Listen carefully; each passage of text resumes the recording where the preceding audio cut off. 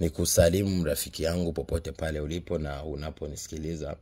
Leo Mungu ametupa neema tujifunze topiki hii. Leo tuna topiki inasema njia 10 hizi zitumie kama unataka kupata mwongozo wa chochote kiroho toka kwa Mungu. Kuna wanadamu hatuna mwongozo. Tunakuwa tunahitaji majibu ya maombi yetu, tunahitaji Mungu atupe maelekezo, labda tunataka kuoa, tunataka maelekezo, labda tunataka kufanya biashara fulani, lakini unashangaa umeomba hujapata majawabu. Sasa unapotumia mbinu hizi 10 utaanza kuona. Kumbuka mimi kuna siku moja, na hiyo ni mara nyingi sana inatokea nikiwaombea watu, Mungu anaweza amuoneshe mtu ishara.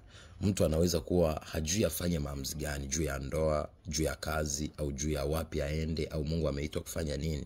Na maana anaweza kumuomba Roho Mtakatifu, nimwambie Roho Mtakatifu muoneshe ishara. Labda jicho hili likicheza la kulia, jua umekubali. Kama ni kushoto basi hamna. Au mkono wa kulia, au mkono wa kushoto, au mguu wa kulia. Kwa hiyo kuna vitu vingi nakuwa naombea watu na naomba ishara na Mungu anaonekana. Na wewe pia usijidharau. Unapoomba unaweza kumuomba Mungu ishara, kuonesha ishara kupitia mwili wako au kupitia tukio fulani, na Mungu anakuonesha. Mungu anatupenda na Mungu anakuwa hahitaji tupotee. Kumbuka Roho Mtakatifu anaishi ndani yetu, na Roho Mtakatifu ndiye anayetuongoza. Tukiishi naye, tukaongozwa naye, ila maana hatuwezi tukazitimiza tamaa za mwili wala uharibifu wa dunia hii. Kwa njia hizi 10 zitumie. Hiyo ilikuwa ni introduction. Itumie, itakupa mwongozo. Cha kwanza, soma neno sana, litafakari na liishi.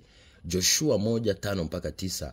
Mungu mwenyewe anamwambia Joshua, anasema hivi: maneno haya ya Torati yasiondoke kinywani mwako, yatafakari usiku na mchana, utende sawa sawa na maneno haya, ndipo utakapofanikiwa sana, na kila njia utakayoiendea itafanikiwa, na hapo ndipo utamiliki.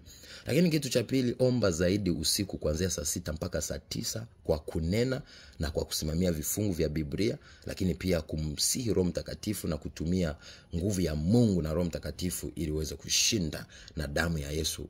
Lakini 3, tamka na tabiri juu ya maisha yako. Kumbuka kitabu cha Mithali 18:20-21. Anakuambia hivi: kifo na uzima huwa katika ulimi. Kwa hiyo ukishindwa kunena, ya maana kuna watu wanashinda kwenye vilinge vya kichawi, wanaharibu maisha yako. Ndio maana Mungu amekupa mamlaka. Ukisoma kitabu cha Isaya sura ile ya 8:10, anakuambia watanena maneno lakini hayatasimama, watafanya shauri halitathibitika, kwa sababu Mungu yuko pamoja nasi. Lakini Mungu atakusaidia na wewe ukiwa umeomba, umetamka, wewe husika. Maandiko yanasemaje? Mithali 16:1-9. Maandiko yanasema, maandalio ya moyo ni ya mwanadamu, jawabu la ulimi linatoka kwa Bwana. Mwanadamu anatengeneza njia yake, lakini Mungu anathibitisha hatua zake. Usisubiri watu wa kuombee. Wengine wapo makanisa wanadanganywa, ukiwa kanisa fulani uko salama. Wengi wanapata ajali, wengi wanakufa. Acha kusikiliza uongo. Wewe kuna uhusiano mkubwa wewe na Mungu, na Mungu yuko ndani yako. Kazi ya mtumishi ni kukuelekeza, labda kukuombea ili uweze kupata nguvu na kuendelea na maisha yako, au kukufungua, au muda mwingine kukupa maelekezo ili uweze kumpenda Mungu. Kumbuka kipindi kile cha Musa na makuhani walikuwepo ili kuwapa watu mafundisho ya Torati. Kumbuka unachohitaji ni neno la Mungu kulitendea kazi ili ufanikiwe. Sio tu maombi. Kuna watu leo wameomba hadi nywele zimeondoka kichwani kwa sababu ya kuwekewa mikono, lakini hakuna mabadiliko. Kuna watu wametabiliwa mpaka utabiri kuisha. Usipofanyia kazi kumtafuta Mungu na kumweka karibu, maombi ya kuombewa hayatoshi. Stuka, toka usingizini. Mungu anataka akusaidie.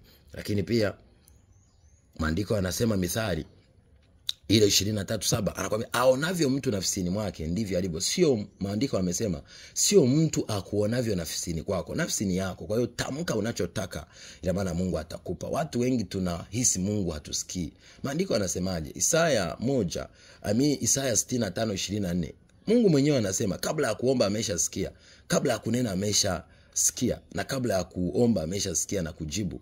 Ni kwa nini? Kwa sababu kila mwanadamu Mungu anamsikia. Ndio maana wewe Mungu anakuletea ndoto. Asingekuwa anakusikia au asingekuwa anakuona, asingekuwa anakuletea ndoto au maono au sauti. Kwa Mungu anakuona. Ila kinachoweza kutuzuia tusijibiwe, maandiko yanasema maombi ya mwenye haki ndio yanayofaa sana, hususan akiomba kwa bidii. Anaonesha kwamba Elia alikuwa ni mwanadamu mwenye asili kama sisi, akaomba kwa bidii. Mvua haikunyesha kwa miaka 3.5, na akaomba, nchi ikazaa matunda na mvua ikanyesha. Soma Yakobo sura ya 5 mstari ule wa 17, utaweza kugundua kitu cha tofauti. Kwa hiyo maandiko pia yanasemaje? Sadaka ya mwenye dhambi ni chukizo na maombi ya mwenye dhambi ni chukizo. Unaweza ushangae haujibiwi. Si kusema Mungu hakusikii. Mungu anakusikia tu. Hata ukiwaza tu chochote wewe mwanadamu yeyote, Mungu anakuwa anakusikia, ila hawezi akakujibu muda mwingine, kwa sababu akiangalia muda mwingine matendo yako, au akiangalia nia yako si njema kwenye kile kitu unachokitaka. Kwa hiyo Mungu anatusikia tu kila wakati, kila muda, kila sehemu, kwa sababu yeye ametuumba na tupo mbele yake kwenye ulimwengu wa roho, tuko uchi. Soma kitabu cha Warumi Waebrania sura ya 4 mstari wa 12 na 13. Ila kinachoweza kutuzuia Mungu asitujibu wenda dhambi zetu, kama alivyosema kwenye Isaya 59 na 1 na 2, au muda mwingine maombi tunayaomba lakini tukiwa wachafu. Maombi yanasemaje? Mungu anasema maombi ya mwenye dhambi ni chukizo, hata sadaka za mwenye dhambi ni chukizo. Kwa hiyo ukikimbilia kwenye madhabahu wanakudanganya, toa sadaka na matendo yako ni machafu, hapo unatafuta laana, wala Mungu hatakujibu. Unaweza ujiunganisha kwenye madhabahu za shetani, za manabii wa uongo, atakudanganya we, lakini Mungu anachokiangalia kwanza ni utakatifu wako. Maana Yesu alisemaje? Aliwaambia wana wa Israeli, nyie watu mmeniasi na mtapelekwa kama watumwa Babeli. Akamwambiaje? Mimi sikuwachosha kwa sadaka, kafara wala ubani. Mimi nitaka kwamba msikilize neno langu na kulitii. Hiyo ndo kitu cha kwanza. Ndio maana Yesu akasema, taja kitu cha ajabu cha kushangaza kwenye kitabu cha Isaya 66 mstari wa 2. Anakuambia hawa watu ndio ni wapendao, kwanza wanyonge, pili wanaotetemeka wanaposikiliza neno langu, tatu waliopondeka na kuvunjika mioyo.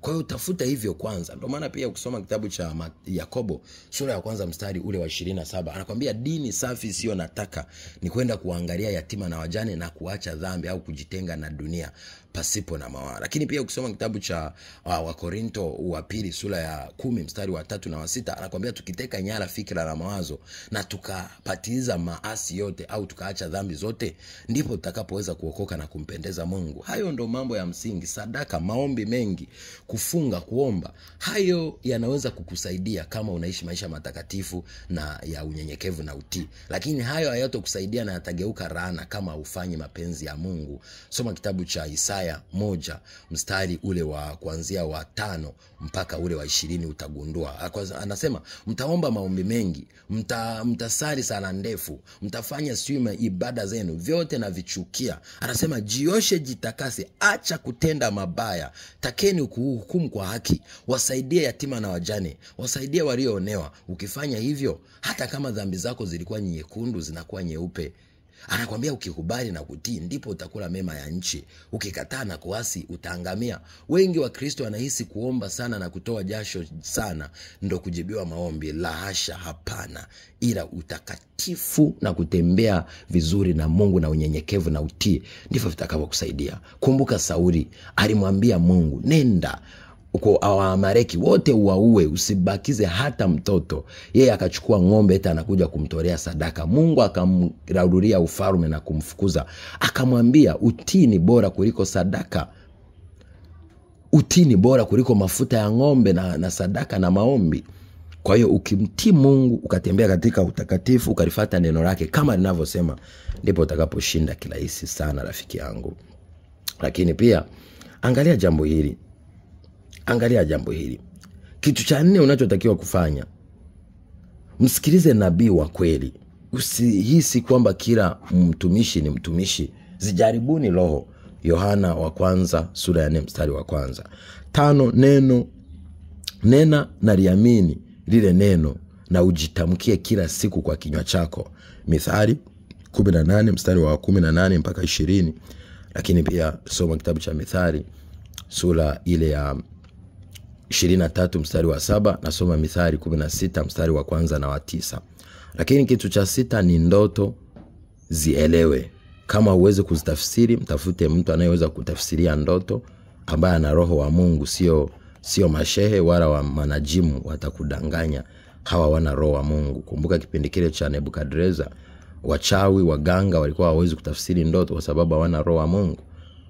Ukisoma kitabu cha Ayubu sura ya 33 mstari wa 14 mpaka 30, utagundua anakuambia, na yule mwenye malaika mkarimani mmoja katika 1000 ataweza kukutafsiria kama Yusufu alivyofanya kwa Farao, au Danieli alivyofanya kwa Nebukadreza. Lakini 7 ni maono. Yaelewe pia maono ni sawa na ndoto, maana Mungu anazungumza kupitia ndoto na maono.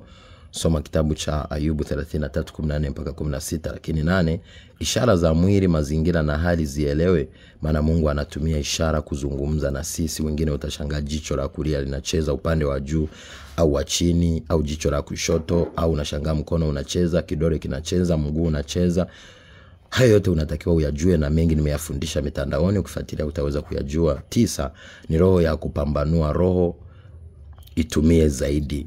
Karama ya kupambanua roho itumie, na maana Roho Mtakatifu akuongoze zaidi kupitia vipawa na karama zake. Lakini 10, ongozwa sana na Roho Mtakatifu na uweze kuwa makini kusikiliza ile sauti inayotoka ndani ya moyo, sio hisia zako. Nawapenda.